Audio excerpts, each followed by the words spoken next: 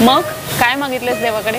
फकीर पाहून दार घराचे उघडत नाही, घरी त्याच्या दौलत आहे दानत नाही, लायक आहे मनगट माझे अजून मैत्रिणी, मंदिरात मी म्हणून काही मागत नाही.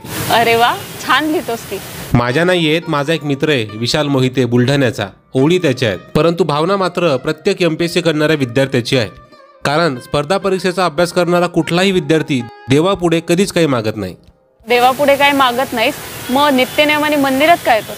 कसं आहे, MPSC करणाऱ्या विद्यार्थ्याच्या डोक्यावर खूप प्रकारचे टेन्शन असतात. कुणाची आर्थिक परिस्थिती चांगली नाहीये, जागा निघत नाहीत, निकाल वेळेवर लागत नाही. एकंदरीत टेन्शन इतकं झालंय की अभ्यासावर फोकस करायचं म्हटलं की मन शांत करणं गरजेचं असतं. आणि ते मन शांत करण्यासाठी मंदिरा एवढी सुंदर जागा आणखी कुठे मिळणार आहे? हातात विज्ञानाचं पुस्तक आणि अध्यात्माच्या गोष्टी. अगं हे होय, हे दीपस्तंभ पब्लिकेशनचं विज्ञानाचं पुस्तक आहे. स्पर्धा परीक्षेचा अभ्यास करणाऱ्या प्रत्येक विद्यार्थ्याकडे विज्ञानासाठी तुला हेच पुस्तक सापडेल.